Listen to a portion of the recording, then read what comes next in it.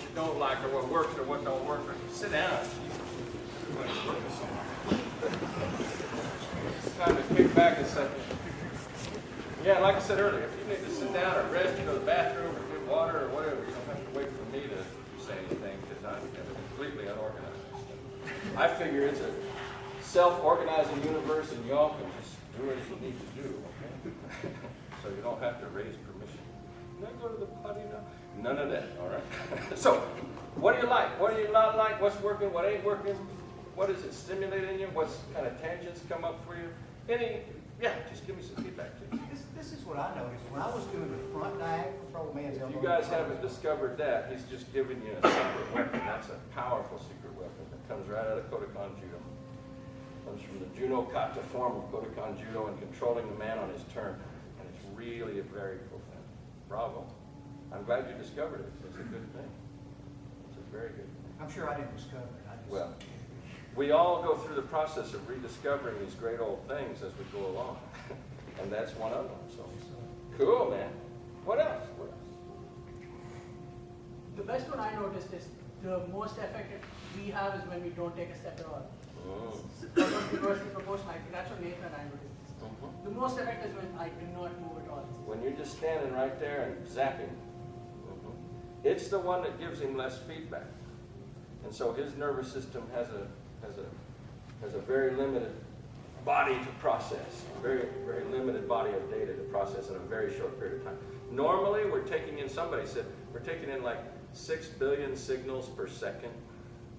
If you turned this into machine arrays and counted the number of electrical impulse signals going to the neurons in our brain and neurologically counted them, around 6 billion a second. We can't possibly deal with 6 billion a second, and so the front part of our brain, the frontal lobe part, it comes up with this picture, this story in our head where we do our rational thing, and it sort of makes an idea that we call reality, and that lives up here. And that narrows the band of that 6 billion signals per second down to a much smaller band, but it still takes a little time.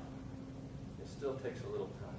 And when you actually do something like you're talking about, you overwhelm it within that little narrow frame of time, and it's having to process a lot of complicated machinery in terms of controlling the whole body and the nervous system and responding to this crazy thing, that it couldn't get ready. It couldn't see anything get ready to read and study on in order to determine where it had to move to be cool. And so it's a very big sudden problem. Whereas if everything's moving together, it's reading all that all the time, and it's sort of calculating along with it, saying, okay, they're moving right, I'm moving right, everything's cool. And it can kind of track with things and take the edge off of stuff. And so recovery's not so tough. But man, it comes out of nowhere and jumps out like a jack-in-the-box at you. It's like Shazam. What was that? And that's what I see when I hear what you talk about. Cool. What else? Very cool stuff. Very cool stuff.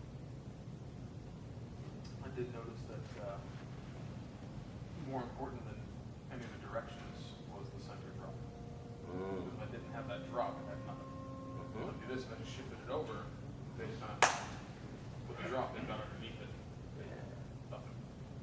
Right. Dropping the center of gravity. So staying true to the way we do the walk, with the center dropping into each of those beginning steps, right? Not throwing our center up and back in order to fall down and forward, but just falling straight down and forward. Preserving that quality as we shrink it down becomes really critical. And later, it doesn't matter whether it manifests as something that vaults them up from underneath or something that collapses on top of them. In both cases, you have this center falling activity. The center of gravity is rolling this way or it's rolling this way, but it's always doing that same. Because if the center's going this way, you're really easy to get under. Float you up in space and knock you off. That's why turning's a pain in the ass. Because every time normal human beings turn around, they go up. We're having to learn ways to compensate for that terrible process of turning as a normal form of body right. So dropping is huge. Dropping is huge. Cool. What else? You all don't have to say things that work. You can say, oh, well, shit, just do it. Yeah. One thing I'm, instructing people on walking. Yeah. Where our ranges of motion are and what our functional ranges of motion for offense and defense are very, very critical. And part of walking is tuning us into how to reference that in our own bodies. It's very odd how destructive and impossible it becomes to compensate for a step that's just a little smaller than it needed to be, or just a little bigger. Often it's when we blow it and we go a little bigger. Particularly, I notice people, when we get into these parts of the walk where their hands are pushing and doing stuff, somebody takes a little extra big step than that, or you do the one where you turn, right, the back and forth turn. That one's crazy if your feet are too wide apart. But they're also crazy in this too. Then there's a sweet zone. There's a sweet spot that you just have to experiment with and find for yourself, for your own center of gravity and the way your knees and hips operate. And when you get there, it'll be like, oh, well, that's easy. Why the hell didn't I do this all along? You know, this is the easy way to do it. Do it that way. But watch out for the sexy thing, the sexy swoopy stuff. Bad on sexy stuff. Okay. What else?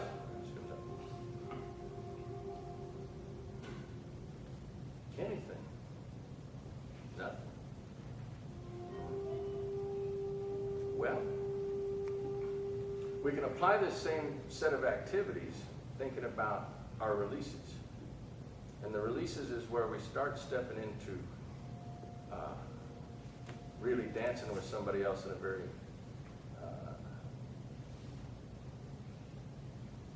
it takes us in sort of the next zone, if you will.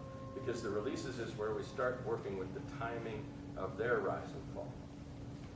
And I think people sometimes miss out on that. So let me just see a couple of folks get up and do number one release the way you guys do it in your class and the other class and the other class, if you don't mind. Cool?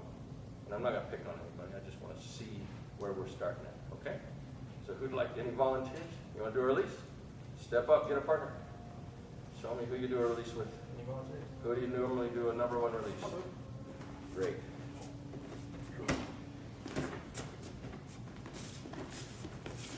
Okay, a lot of good things there. Can I see it again?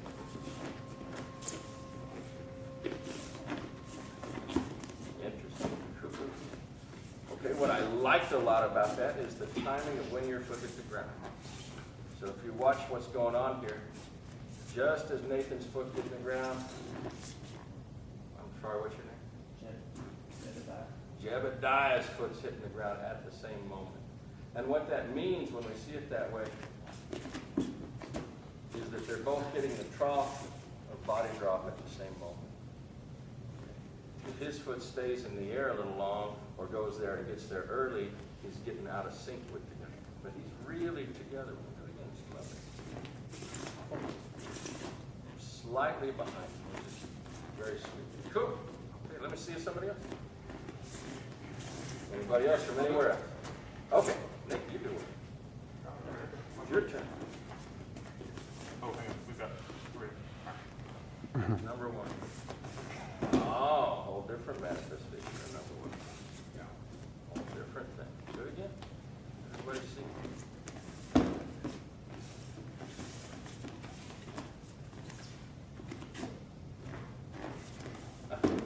So Nathan's going in that spooky direction.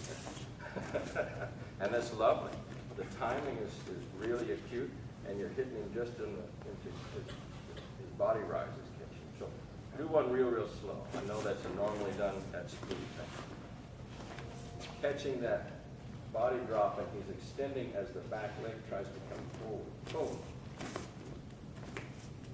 So what's killing Jedediah is the action from his back foot coming up into the next body rise. And he's actually exploiting body rising. So when Jedediah did his number one at least 2 years ago, he exploits Nathan's body drop. You see it right off the bat? Both feet hit the ground, everything's spreading out and going down. Now watch Nathan. It's like nothing but then, whoa, as his back foot picks up, everything's catching and going up. They're like polar opposites. Fascinating. It's wonderful. But they both use the same sensitivity to timing. He doesn't really know. I bet he does. What do you do?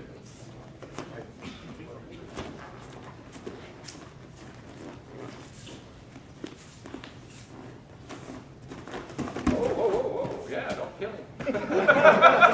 He was off balance. I understand he's off balance, but please don't kill him. Sure. So what do you see? I know the ending's different. What do you see at the beginning? Yeah, and you see a very, very similar form as what Jedediah did, don't you? That first step is in the trough of body drop. And then he comes and watch the end now. Yeah, don't throw him towards me, for God's sake. Oh. Oh. Yeah. He's concluding with a second body drop action. Right? Yeah. Nice. Very nice. Formally, there aren't any endings in releases. People turn them into katas with throws and stuff, which is fine. I'm not critiquing. I'm just saying that that's extra credit. The release is over at the point that you've done the first part of the job where you've jacked them up again. You want to do one? Yes, sir. Yeah, please do it. Maybe without anybody. Oh, okay, you want to do it? Okay. You want to do it? You want to do the standstill? Yes, sir. Yeah, not bad. Not bad.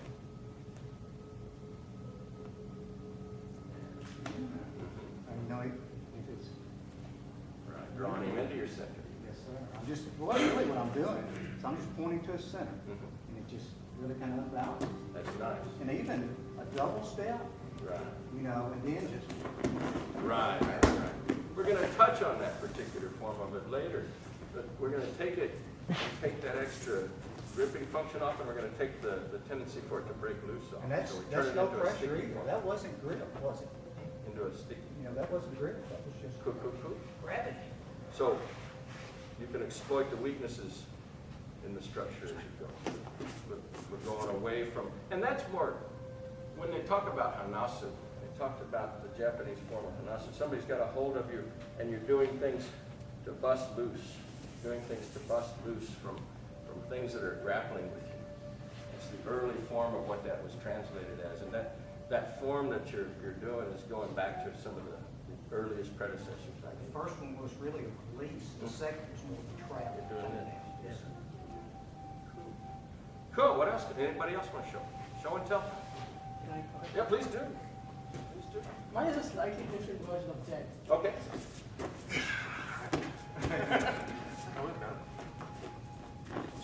And you keep your beginning. Once again, please. Drop, rise, drop. Yeah. So we have a very nice drop, rise, drop again. That's very sweet. Yeah. Nice, nice, nice. So the concluding is more down and less through his line. Cool, cool, cool. But any of y'all, you can get up to do it's okay. Number one release. I see pictures of you guys on Facebook all the time throwing each other, and it looks dynamic. I want to see it in action. Oh, wants to volunteer? Raise 10. Pointing at someone. Who are you pointing at? It'll be Michael and JJ. Oh, okay, Michael and JJ. So your names are actually being thrown out there in this vast empty space. And so now the pressure's on. And if you don't do it, we're all going to say, Michael, JJ. So we actually get you out. Okay, great. Thank you. Classic. Yeah. Or a couple more times. Yeah, please do. Yeah. Right.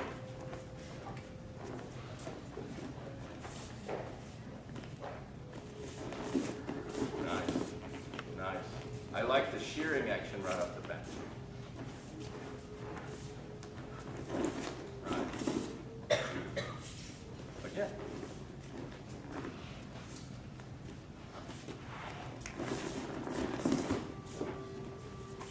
So we're seeing a lot of really nice exploiting of the body drop and exploiting of the body rise.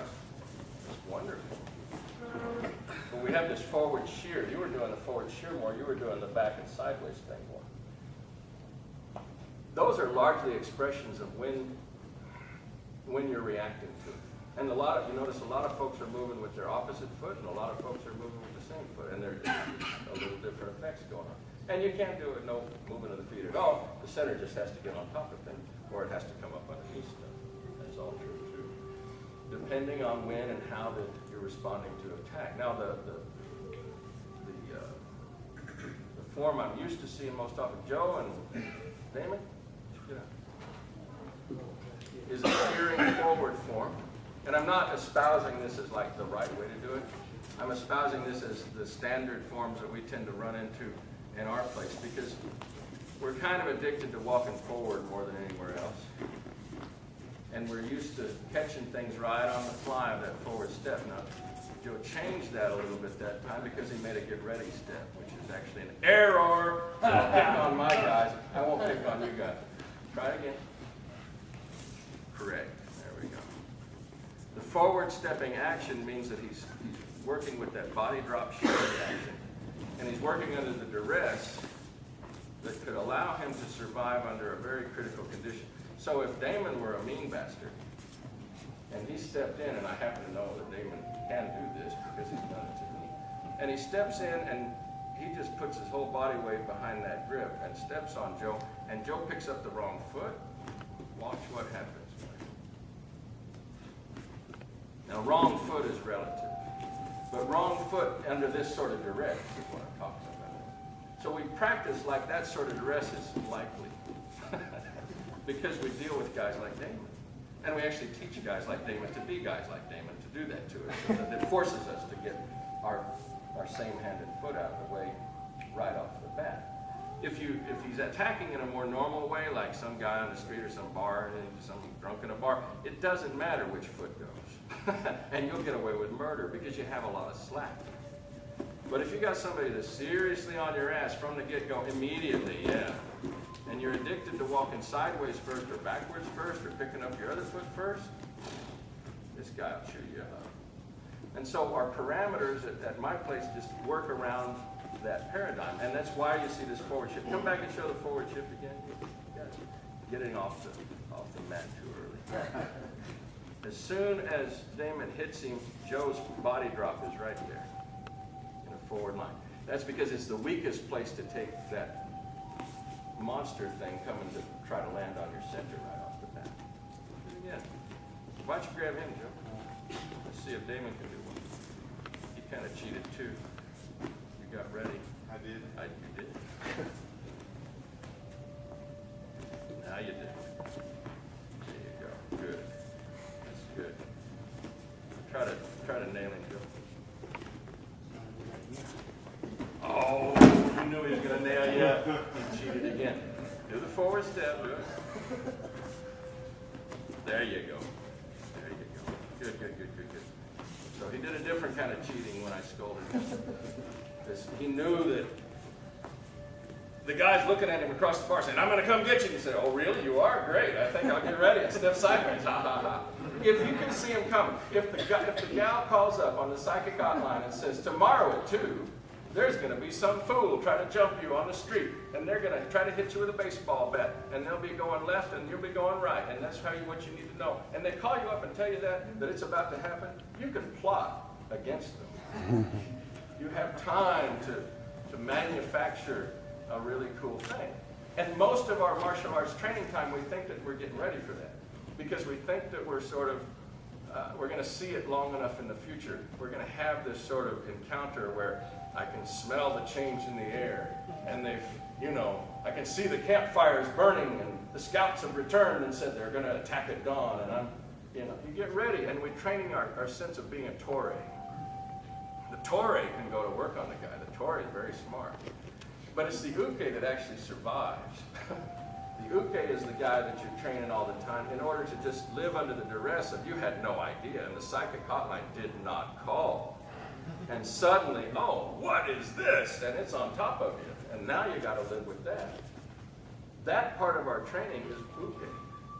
And so that's very important to be aware of, because we tend to treat Uke like Uke's the loser. Uke's the attacker. Uke's the fall guy. Uke's the guy that gets got all the time. But Uke's the person that's becoming resilient.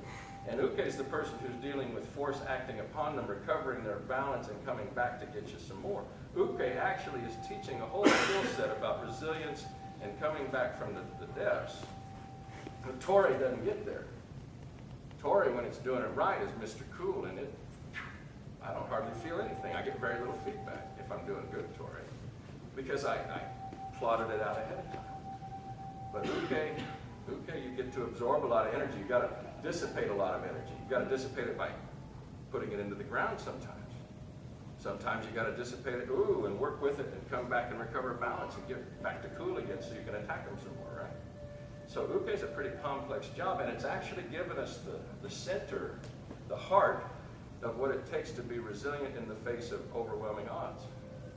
When everything's stacked against you and all hope is lost. And you have to actually come back out of that gutter, come back from those terrible, terrible conditions where the probabilities are completely against you, and then come out with some sort of positive victory for yourself. So it's like going into the darkest place. And uke is where we invest ourselves in being able to live in that darkest place in our lives and come back from that and actually come into a functional, positive place. Torii is the myth of Superman. Dun, dun, dun, I have magic powers. And I can zap you with my eyes, and I can do all kinds of cool things. Torii is where you're investing sort of in this myth of the ultra super duper dude. And it's infatuating. We love it. It's a beautiful thing. And you can really develop superpowers. It's like Jedi mind tricks. And you know, when the Star Wars stuff back in the 70s was 78, 79, and the early years of my Aikido, we were all Jedi Knights, man. That's what we are the Jedi Knights. That was going around. And because we were doing that stuff. It's like, this is like magic powers. And it is. Because you're doing stuff that's so far out of the range of what the normal human experience is, their nervous system has no way to process it. They got no way to make any sense out of it. And it might as well be magic powers. Because it's too far beyond the normal. It's too far beyond what they can process in their rational ways. And so you take somebody that has no clue, and they're just jumping on you, and suddenly they're upside down, and they don't know how they got there. That seems like some kind of thing happened. The first time my teacher threw me from about me to you, I was doing hand-drawn dory, I was getting a little brisk, and I took a fall, and I got up, and I was on one foot. He made a gesture like that, and he froze me in mid-step, and I could do nothing but laugh and fall over.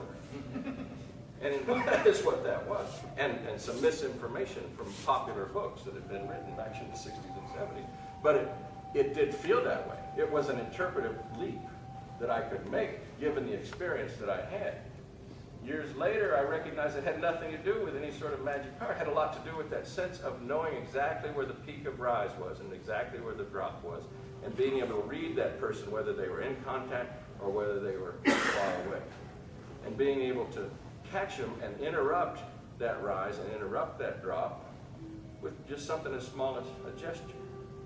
Some little change that would shock their nervous system, some little change in the weather that they couldn't handle at the right time. So it can have that effect, and it can feel that way. Now look back, don't you? Do another release. Grab him some. Boom! Right off the bat. Beautiful. Cool, cool, cool. Boom. Now what happens if you do it about half that big?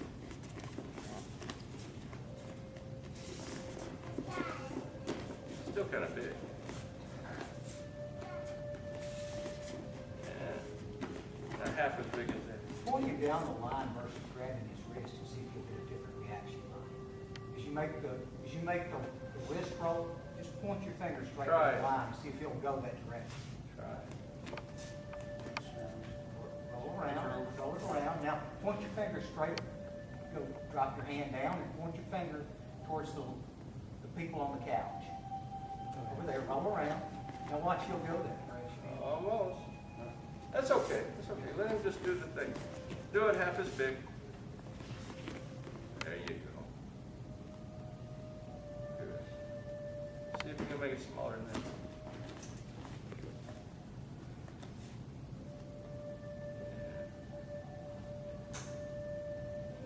Now, can you try to nail him there, Dave? Can you try to nail him on contact and see if you can do it?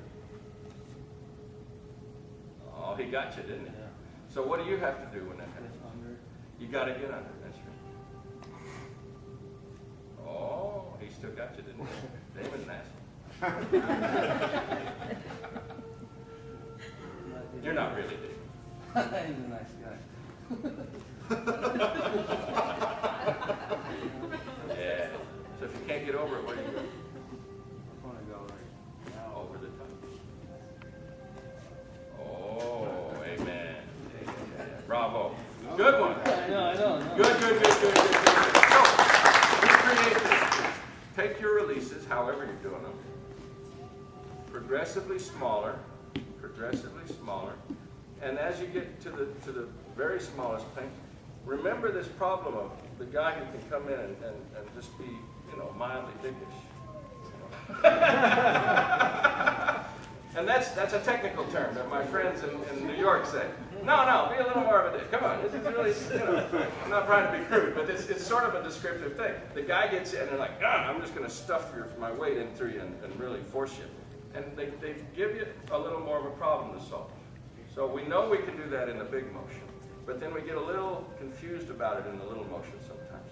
So take that and shrink it, and be cool, everything cool. And then progressively have your uke start dialing up a little bit into those modes that are more difficult for you, okay? And you'll find that it ceases to be it ceases to be horizontal activity, and you'll start operating in much more vertical mode, where it's coming this way, or it's coming that way.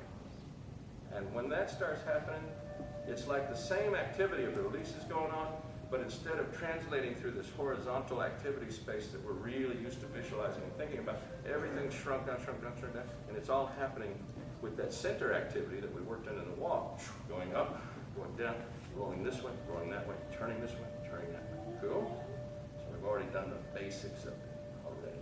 We're just applying it in a release, and we're starting to work with resistance conditions as well. Cool? Questions?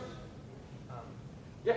Okay, so when he gives it to him, right, you say that he uses the step with the wrong foot. What if instead of just like getting trapped and tensing up, you let go? Yeah, he can try that. Like what would happen then? Let's try. So you're gonna be the mean guy again, and Joe's gonna get stuck because he's trying to do number one release. And what you're describing is you hit that moment of tension, you bounce off, yeah, and you just sort of let it drop. You want me to move my feet, or do You're you? moving the wrong foot. Instead of stepping with the same hand, same foot, you're doing the opposite foot. Instead of letting him trap you and take you out of balance, you just let go with your hand. Oh, okay. So step the wrong way and then just drop the energy off your hand. Okay, it dropped back into its center.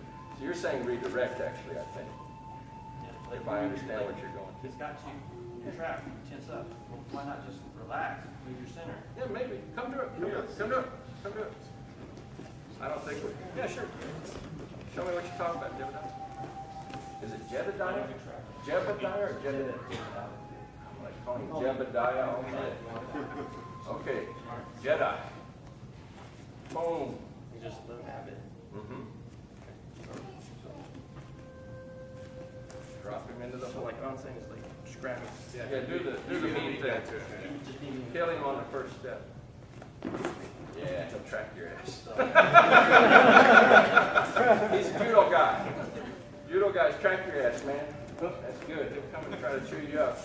He'll come right up your middle and eat you up. He's a mean bastard, man. Twist lock everything's on. Yeah, you can try to twist that. It's a serious pain in the ass. And we train him that way.